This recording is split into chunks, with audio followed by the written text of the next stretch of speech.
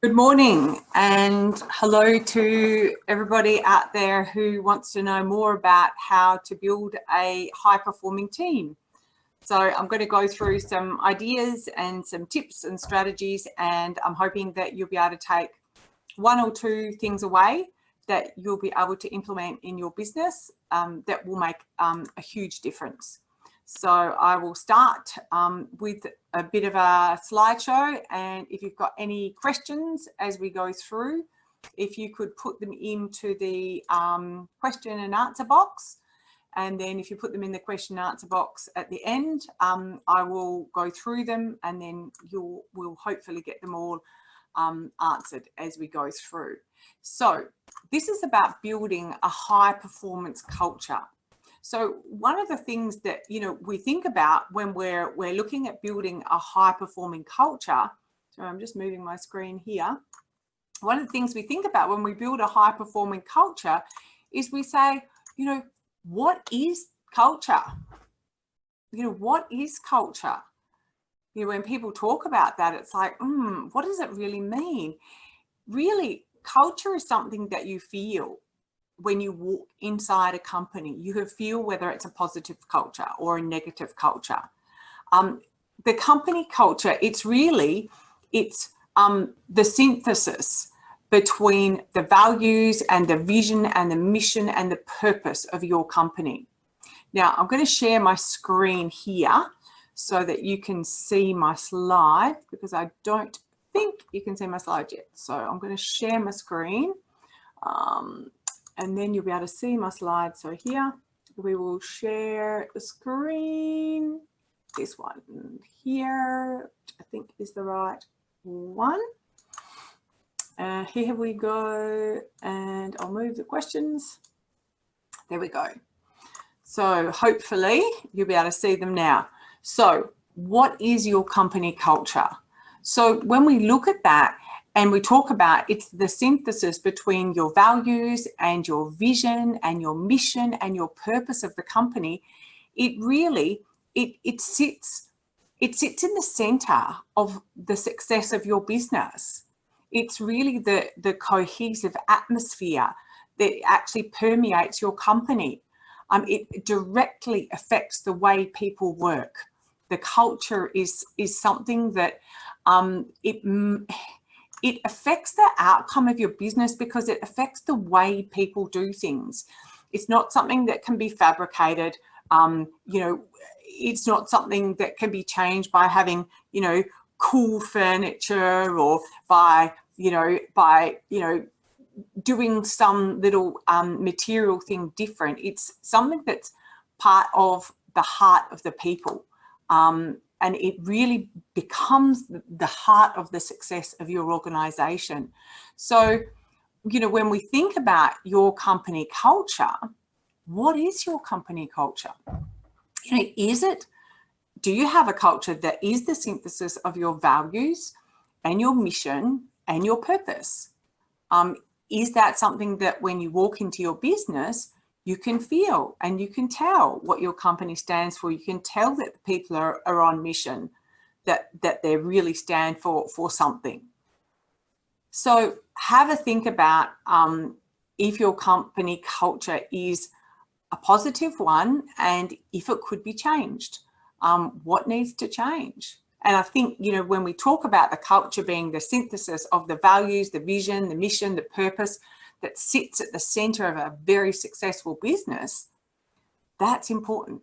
That's important. And that's what I'm going to go through with you today. So when we look at that, one of the first things we think about is, what does your company stand for?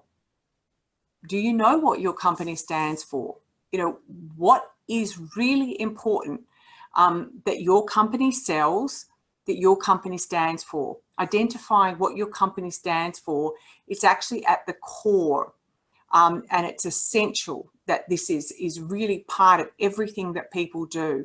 It's the company values really demonstrated in behavior. It's what does your company actually stand for in your industry? Is it standing for, #1 safety record? Is it standing for, the freshest of food? Is it standing for, something that is at the heart of the values of every business transaction that you do, and everybody knows it? So if you're thinking about your business, do you know what your business stands for? And if you went and spoke to all the people in your business, do they know what your business stands for? And if they don't, it's a question to have with them, a really important question to have with them. So when we look further here along and having a look, at this, often clues are about looking back and looking at the reflection to see, because often the business world moves very, very fast. And at the moment it's moving so fast. It's very hard to keep up from one day to the next. So it's important to reflect on what's worked, what hasn't worked, what's changed that we need to adjust. Because sometimes, and I've seen it many times, is if people don't move by looking at the past and seeing, okay, what's happened here? Often I see people going around in circles. So sitting down and looking at what things have got you to the successes that you've got now? What strategies have worked? What are the right people that have fitted the best within your team? What are some things that you've learned from looking back at the past that are going to be signposts of you being forward in your business and going better than before? Is it around processes? Is it around people? Is it around different systems that you've used? Is it around financials? Is it around looking at the financials a little bit closer? So having that ability to sit and think, and at the moment it's really important to be sitting and thinking about, okay, what do we need to change? Reflecting on where we've come from and what's going to happen in the future. What is in our control that we need to change so that we're going to put ourselves at the forefront of our competitors, and we're going to be as proactive as possible that's within our control. So one of the things behind this is looking at saying, let's get to the heart of the matter. And really, this is about why. This is about why your company does what it does, and identifying the values behind that. So, often, I see people when I go into companies and they have these amazing big, signs up with all their company values on. And if I ask somebody, what are the values of your company? They wouldn't actually know what they were.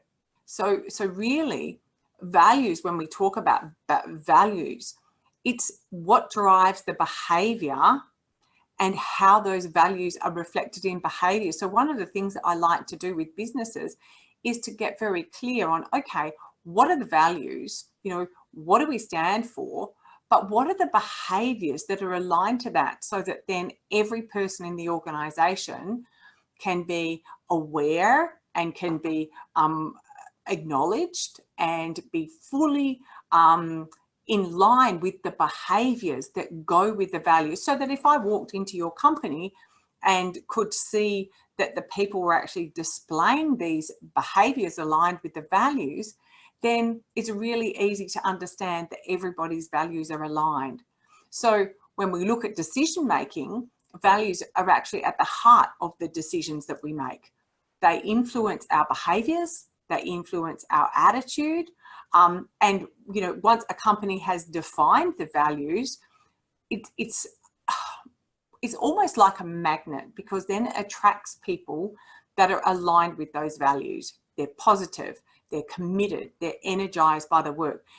If, for example, if you are absolutely smitten with, say, with IT, and one of your values is, being at the forefront of internet technology, and you just love learning how things are moving fast, how things are changing. If you've got a job with an IT company, your values are aligned. So you're going to be super motivated, super energetic.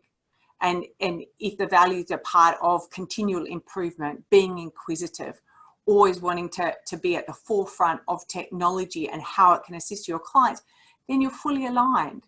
Whereas if you're, say, a vegan and you're going to apply for a job in an abattoir, your values are not aligned. You're going to hate the job.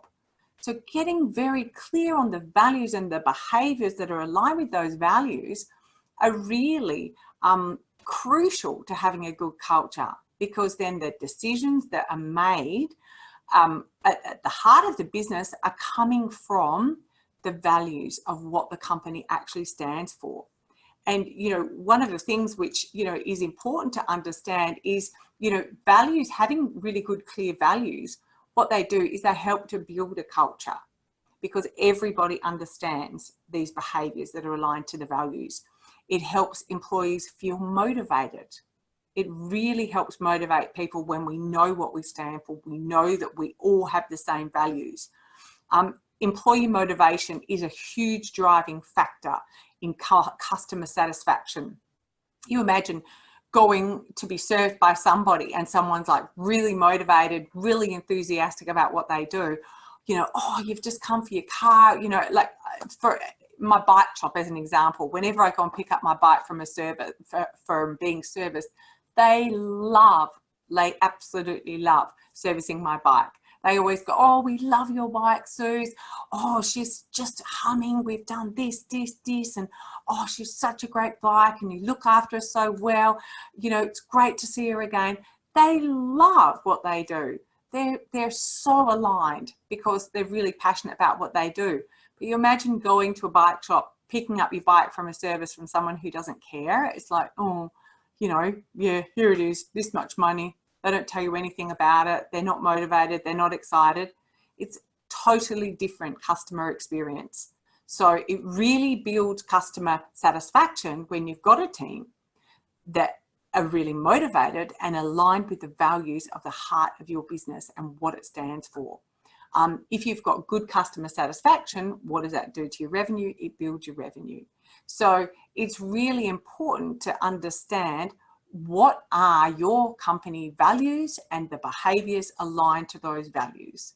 That's the point I'm putting across here. And are the people in your team, or when you do hire people, are they clear about what it is, and are their values aligned with your company? And it's not very hard to see if their values are aligned, because we can ask about their behaviors, we can ask about what they're interested in, what they do out of work time, to see if they are actually aligned.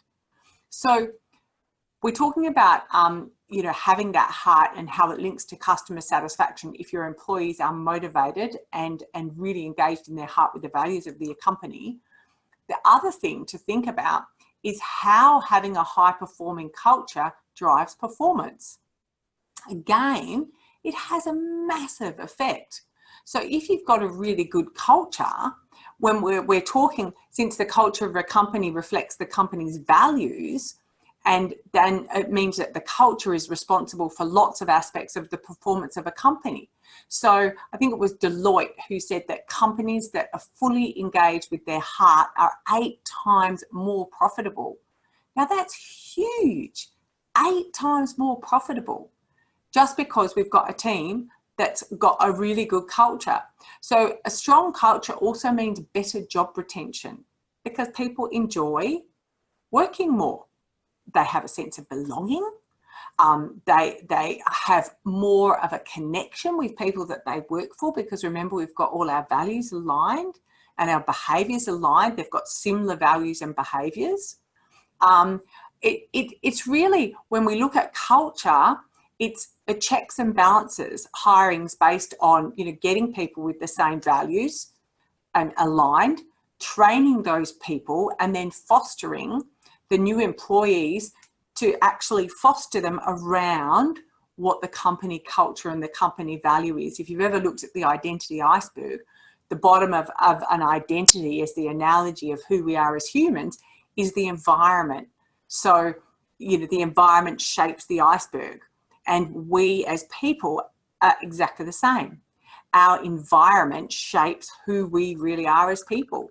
So when we're looking here and saying, you know, our culture, it's a really great culture. We're very aligned values. We're all motivated, and we're all excited on the same mission. If we hire somebody new, we need to foster them so that then they actually get immersed in that culture and become part of that too. So a strong culture is really, it's created by the energy and the motivation of these valued employees. That's really, that's how it's actually created. So how do we create this culture?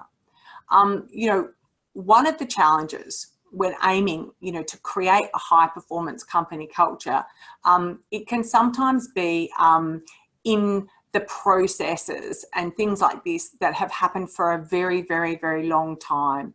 So I suppose it's really about getting the people on the same page so that they want to start to change this culture, because often, you know, you might be buying an organization that might have a toxic culture. I've met many people. I met a guy recently who's a general manager who's been employed into a company, and the culture's not very good.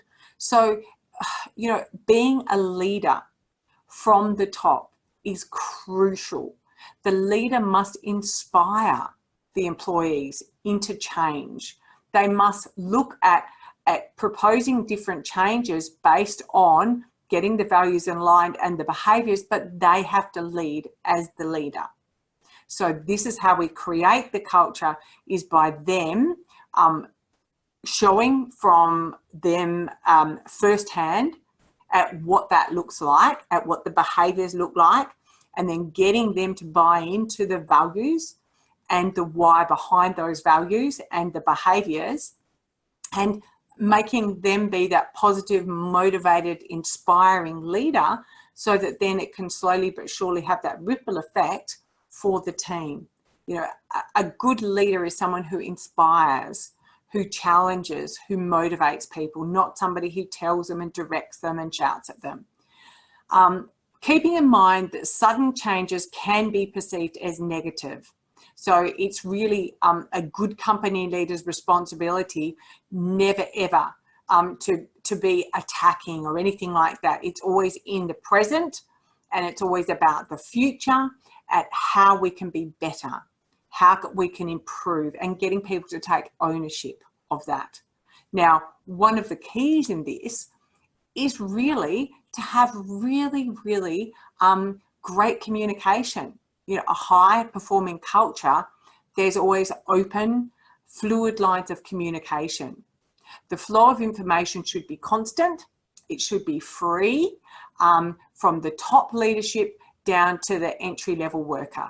Yeah, and you know, I've heard so many times that the best initiatives come from the front line, because they're the people that are on the coalface, seeing the customers, talking to the customers. So if you're in an organization that doesn't listen to anybody on the front line, that doesn't listen to anybody that's on the coalface, that's actually talking to the customers, that has no channel of communication, then you're never going to get that powerful information. It's never going to go up to the top management. And that's where all the great innovations come from. That's where all the great ideas come from. So it's really important to have that flow of communication all the way across your organization. So an open line of communication, it's important for team dynamics to thrive. And, you know, the thing is, as a leader, you want to make sure internal communication is a priority. And when we do engagement workshops with teams, one of the first things we do is we say to the team, okay, in a safe, trusted environment, let's all say, and I get everyone to write it on a little bit of a post-it note where we don't see who's written what, but we all just put our ideas. What needs to change if we were to be number one in our industry? And everyone writes all their things down, and then we pull out all the little sticky notes and put them all up in the whiteboard and look at all the ideas that people have. better systems for this, better, communication here, better way of doing this. So they come up with all these ideas. What's the number one thing that comes up the most that needs to change to be number one? It's always internal communication. Every single workshop I've done on culture has always been the one thing that needs to change the most, that people say the most amount of times, is internal communication. So I really want you to think about your internal communication with your organization and just have a think about, okay, how clear is that communication? How comfortable are people to come to me to give their point of view? And how comfortable are they for you to go and talk to? And how comfortable are they to listen and feel secure and safe and valued with the communication that you do to them? So with, and a funny, example that I often have is when I talk to business owners about their team and what their goals are for them. I say, what's the goal for this person for this year? And they go, I don't know. And I said, well, if you don't know the goal for this person for this year, how would they know that goal?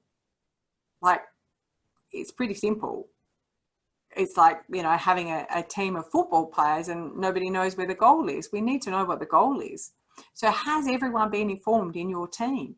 Now, in the times we are at the moment, things are changing so much that we need to have massive improvement or uptake in our communication. We've got lots of people working from home at the moment, working remotely.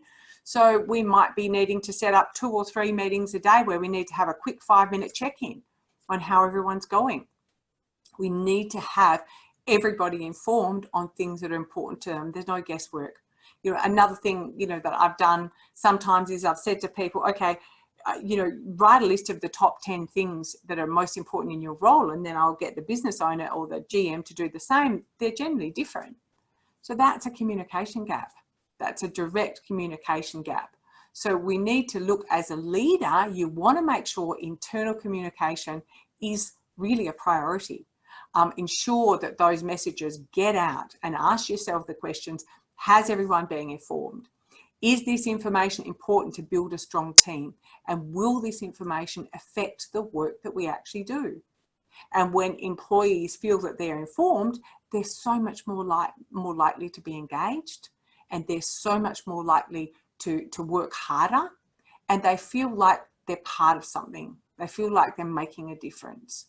So communication, I can't stress it enough. If you don't think your communication is good enough, step it up and have it coming both ways, from them up to their managers, and from you down. Either way, it's important to make sure that it's really good channels, very open and honest channels of communication. So the other part of when we look at a high performing culture is transparency. For instance, withholding companies, key financial information, and so many times people say, oh, I can't let people know, about the financials of the business. Well, why not? Transparency, builds trust. Now, at the moment, there is a lot of financial uncertainty. There's a lot of financial flux. A lot of people don't know if they're going to have a job from one week to the next. So it's really important to have that transparency, because the more, Simon Sinek's book comes to mind, The Leaders Eat Last. And I remember one of his case studies, he talked about a factory that was having massive problems, and they were totally transparent with the financial struggles they were having.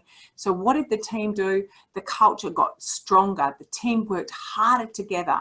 People were willing to give up their sick days. They were willing to give up their overtime. They were willing to work harder as a team to keep their jobs and to keep the company alive. Now, if that had all been non-disclosed, the team wouldn't have got together and banded together at that culture as a culture. And I remember one thing that really, stuck in my heart was that there was, I think, one of the people in the factory or the organisation, their wife was sick, or there was some big disaster happened where one of the employees was sick, or one of their children or wife was sick, and everybody banded together, and because he didn't have any sick days, everyone in the company banded together and donated their sick days to him. Because this team, this culture was so positive, so motivated, so transparent of what was going on, that the company was having financial difficulties. They had so much trust with everyone that they felt that sense of team and camaraderie to support each other, whatever had to happen. So, you know, whatever researchers, case studies have been done, they've always been have full transparency, have full disclosure of what's happening with your company. You know, often I've seen companies have give people back part of their, you know, like a share base, a small percentage of shares in the company when they're working in the company. This gives them a sense of ownership. You know, it really gives them that, part of owning it. Do they know what their goals are for the company? It's really important to have, you know, quarterly and monthly meetings to share and track with your team how they're going to their goals and how they all link into the company goals. So having transparency is one of the keys to having a really great high-performing culture, but it's up to you to be feeling comfortable with, you know, having that transparency, because if you don't know what you've got to be transparent about first, it's going to backfire. So the first step would be for you to be clear on what are the goals, for you to be clear on your financials, for you to be clear on what's working, what's not working. And then as you get clarity, then you can share it with the people that it's important with, and then slowly but surely have that transparency. But it's important for you to have the clarity first as a business owner or a GM. But transparency, huge key to having a high performance culture. Having people in the dark doesn't make them feel they're part of a team, doesn't make them feel motivated to work. So have a think about that. Next point here, really important to, you know, nurture individuals and play to their strengths. If you engage your team members and show them that you value them, then the majority are going to want to be part of your company's future.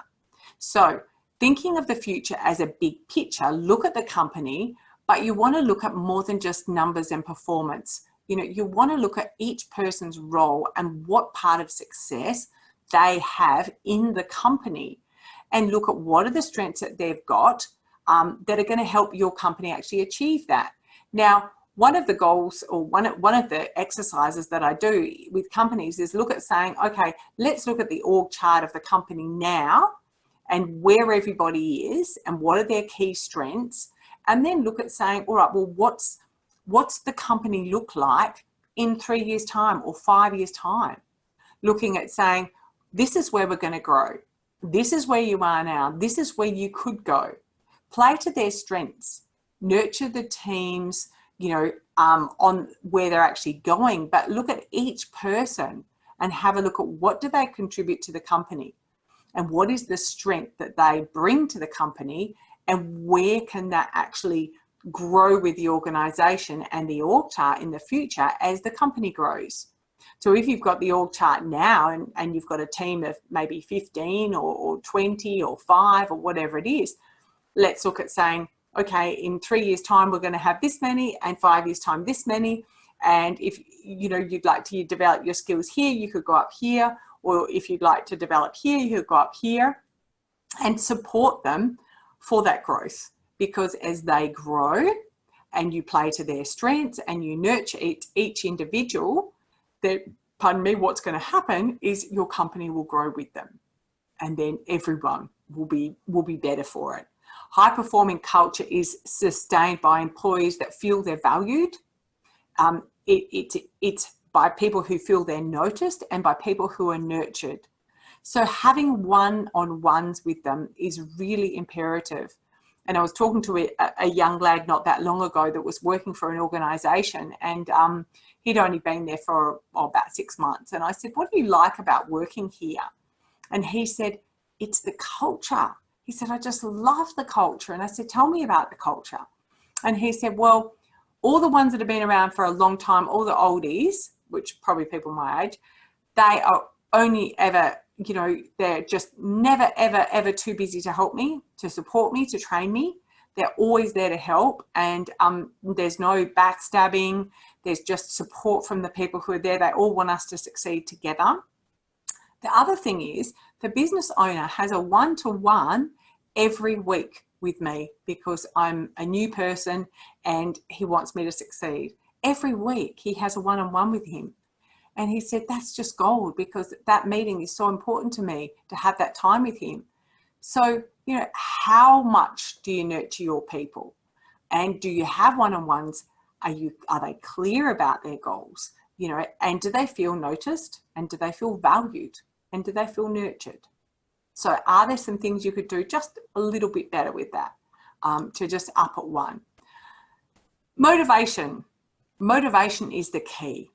And it all starts from you. If you're not motivated, they're not going to be motivated. So when considering your company's purpose and performance as a whole, it's important to look at motivation. It doesn't matter if your team member you know, is in a leadership role or just entry-level role. They should all be able to articulate how to work, that is what they do is going to fit into the broader picture of the company.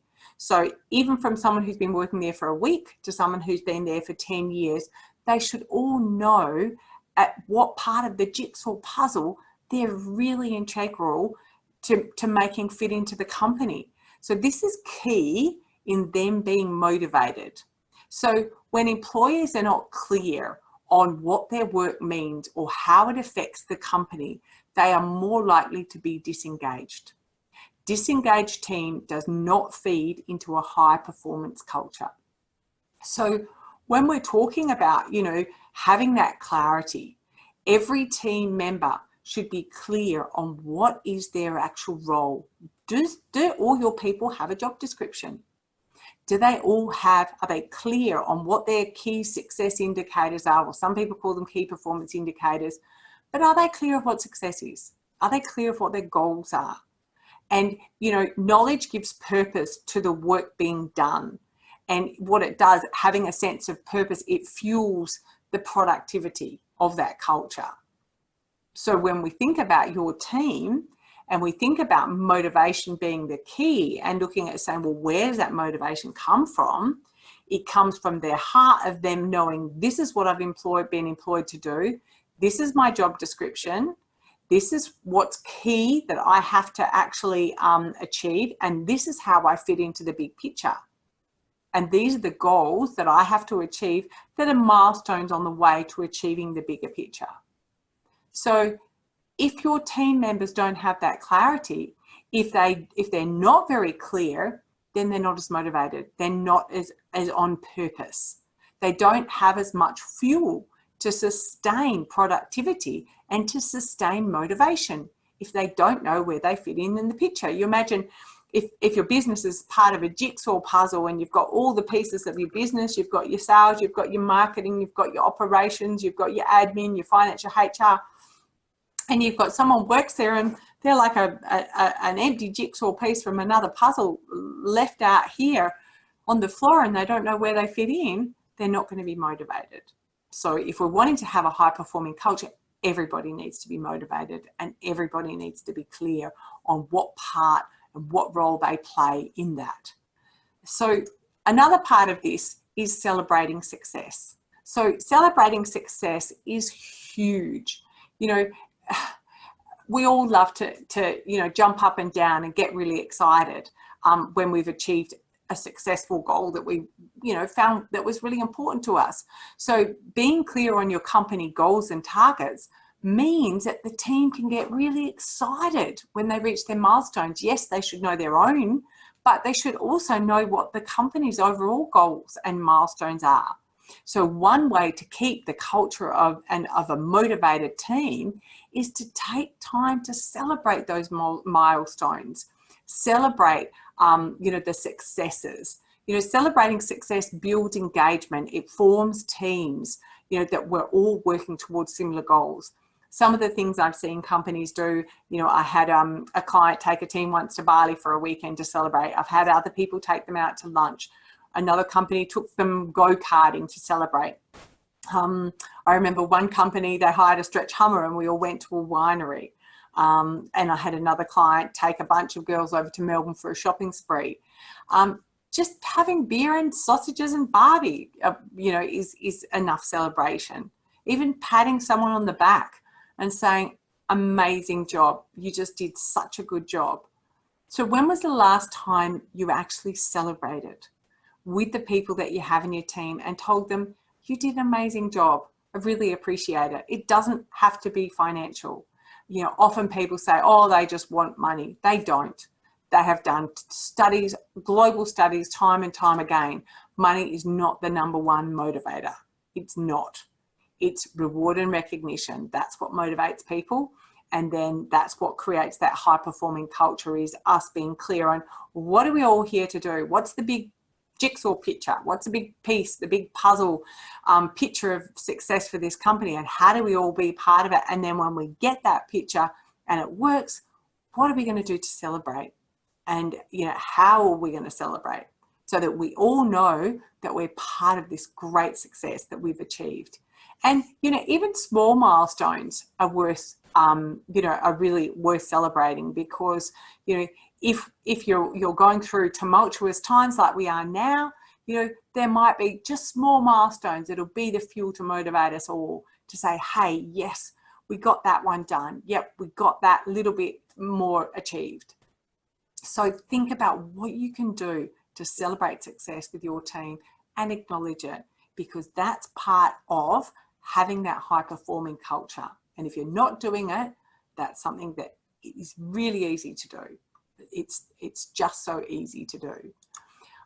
So, you know, employee engagement, you know, is another part of, you know, having that high performing team, having that, you know, great culture.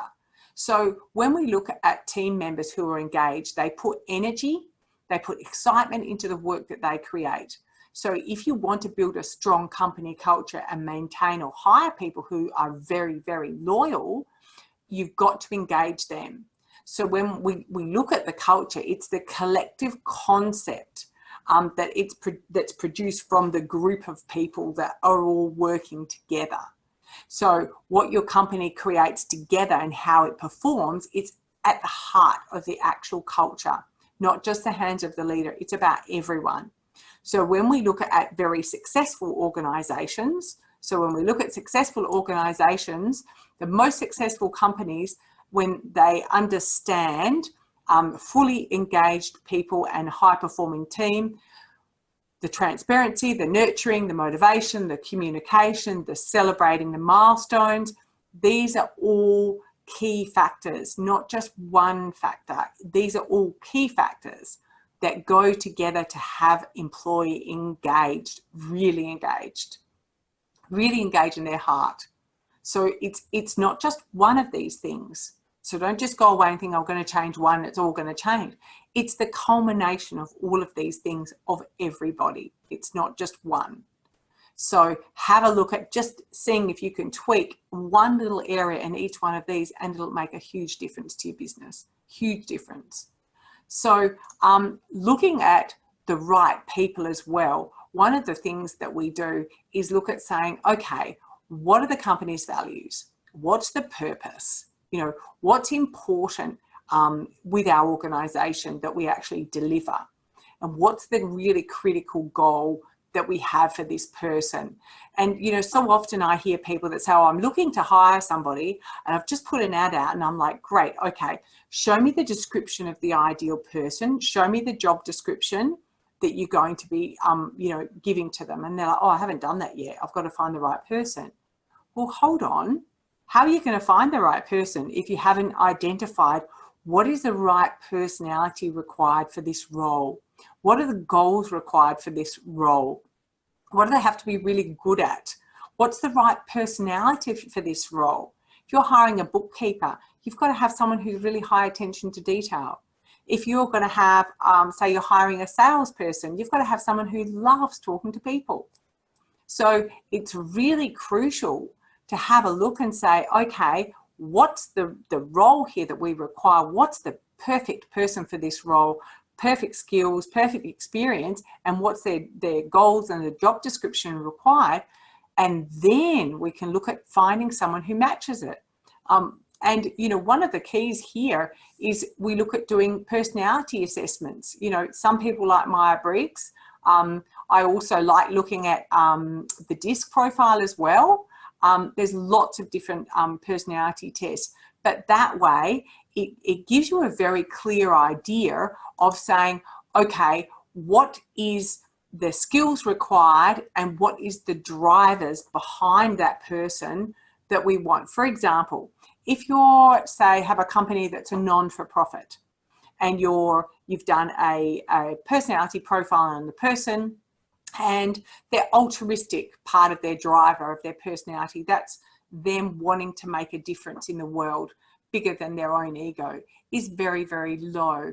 Well, that's not going to be a very good person for the role. They're not, their values are not aligned with the company. If you're a non-for-profit, say doing, you know, you're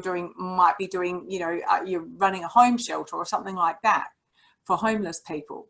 So we're wanting to have a look at saying, all right, let's have a look at who would be the right skills and the right driver, the right values, the right personality for the role required. There's so many different personality tests, and I'm more than happy to answer anyone's questions. You can email me or whatever after about, you know, the benefit of doing this, and it makes such a difference, a huge difference, to employ the right person for the right role.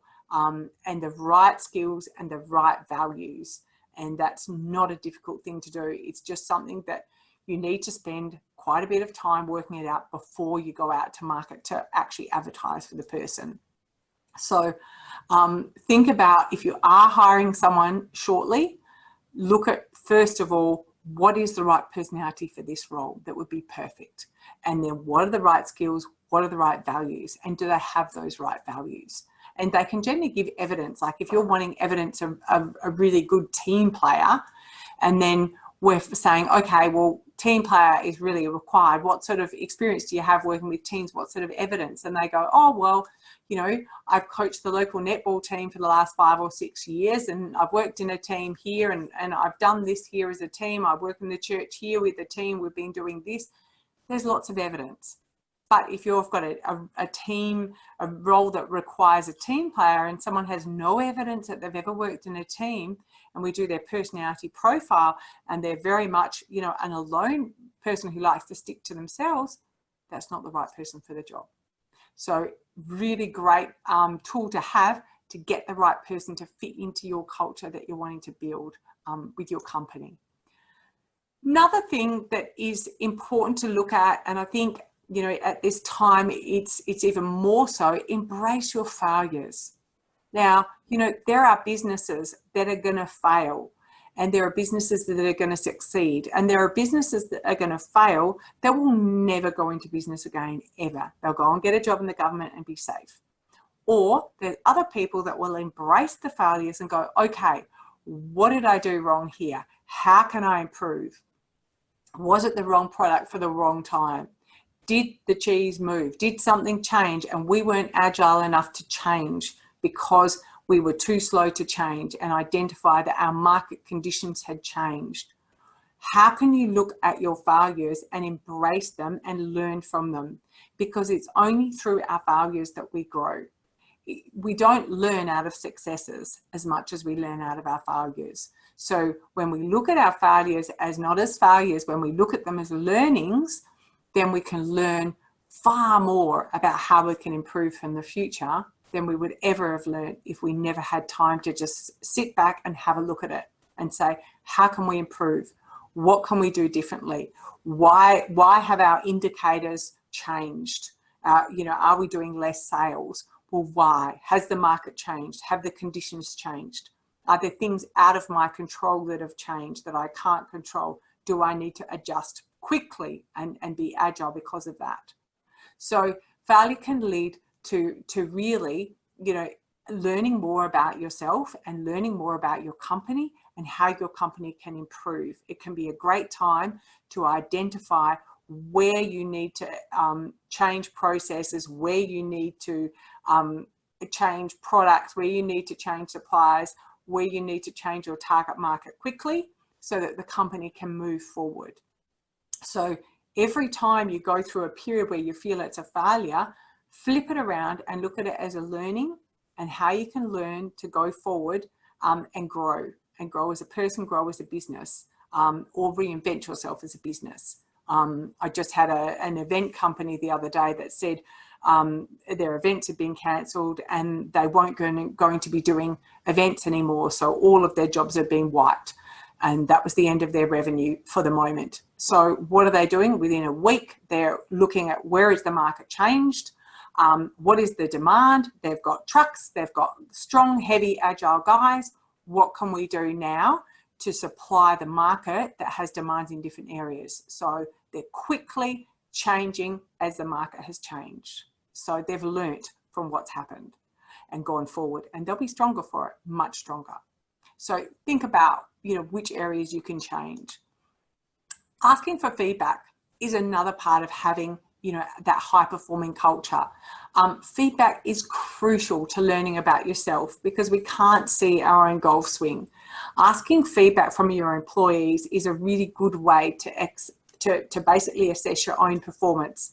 And one of the things that I do with our cultural workshops is we do feedback. There's rules around it, and it has to be not personal. It has to be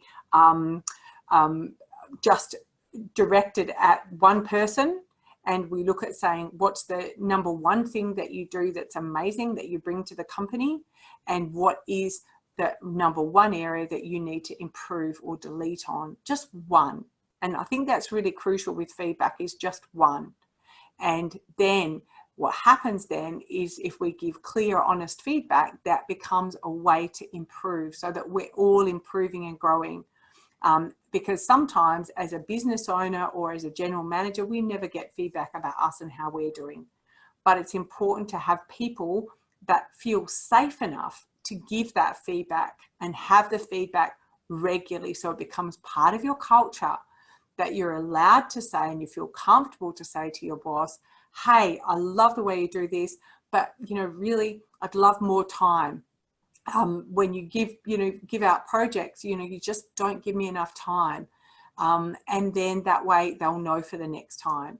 And, I've had feedback sessions here with business owners, and, another thing that often happens is they have a failing that they know is an area of improvement.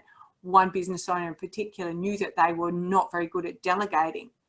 And when everybody gave them feedback, the number one area for improvement was trust and delegate more. And they also do it on themselves.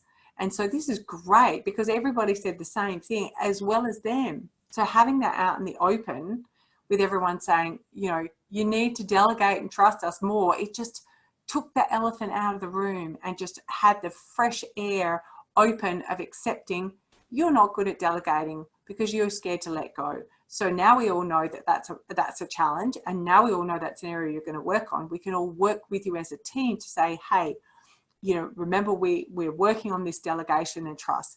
Let me have a go at this project. I'll show you it before I send it to the client, or this proposal.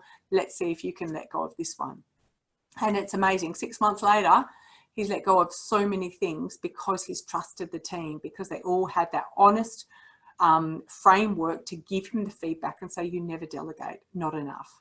So what feedback can you ask for with your team, and how regularly can you do it, to keep in mind that you're always going to be improving as a business owner, and how you can be a better business owner, and how your people can feel more listened to and more valued. How valuable is it if someone actually is allowed to give honest feedback to their boss? But remember, just one.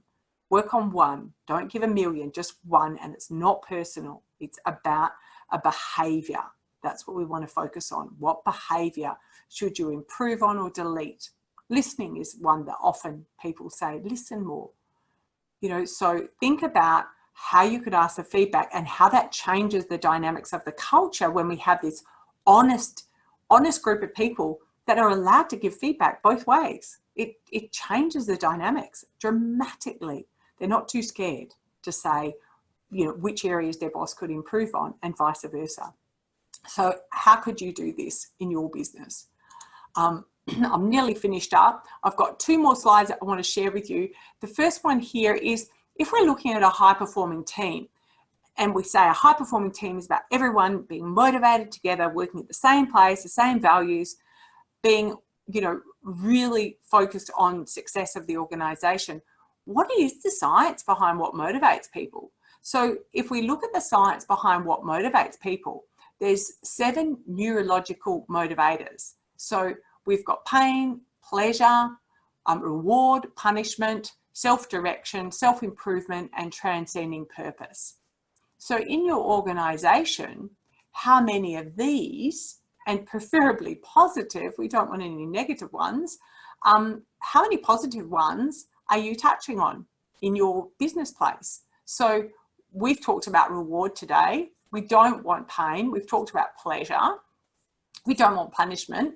Self-direction, we've talked about that, having, you know, people to have ownership of their own success. Self-improvement, we've talked about that. So looking at where people can improve and learn about to be part of, you know, the growth of the company. Transcending purpose, we've talked about that. That's about people being part of something bigger than themselves. So that's them understanding the bigger goal of the organization. So some of these that we've touched on today are part of our basic human neurological motivators. So this is the secret. This is the secret of having that culture, being fully engaged. We've also got 6 basic core human needs: love, variety, growth, certainty, significance, and contribution. So how many of these can you also lace into your business? Now, looking at these, not many of them are involved in money. Love. Now, I genuinely love the people I work with my heart, my whole heart, and I have always. Variety, you know, is there some kind of variety in their role? Are they encouraged to grow? Do they have certainty in what they do in their role? And do they feel like they're significant? And are they contributing to whatever it is that your greater why is, you know, of your organization? So these are basic human needs. So which one of these can we lace into our business? And then the last one here is another part of the science behind motivation is learning through discussion, experiencing, and teaching. Now, with these changing times, we're all going to have to learn a lot very quickly. We're going to learn how to have to do calls over the internet and Skype meetings and things like this, how to deliver things differently. I've got people quickly setting up to deliver things online. So this is going to be part of our motivation because we're doing something new and different. It's exciting. So how much of this can you bring into your organization to help your culture and to help your team be really motivated? The last slide I wanted to show you is how that previous slide, the science behind motivation, looks in a real organization. So if we're wanting to have the heart fully engaged of the company and have the culture with everyone's heart fully engaged, it's about you and your leadership and how strong it is and how strong they're allowed to be leaders. It's about getting that culture together through all the things we've talked about. And it's also about making sure you've got the right people with the right skill sets. Now, if we get the culture and the leadership, we're going to have loyalty. People are going to want to stay. They're never going to want to leave. If we get the great culture and the great skill set, we're going to have good productivity. And if we get really good leadership and they're trusted to be leaders as well and good skill set, we're going to have excellence in the workplace and we're going to have excellence in what we deliver. So in each of these areas, what I've talked about today are things that you can go and do and start to work away in your business. So this is understanding what your values and your vision is of your company, understanding you as a leader and your leadership skills and their leadership skills, getting that reward and recognition going with your company and making sure it's part of how you do things, having solution focused. So it's not a negative focus. So it's not, oh, it's doom and gloom. Things are changing. The world is changing. We need to change. Oh, we're all going to go under. Well, the world will go on. we've had many depressions, we've had many global financial crises, we've had, you know, black plagues, we've had all sorts of things that have happened. So look at what is the solution. We will all survive. We will all come out of this time that we're going through right now, whatever time you're going through.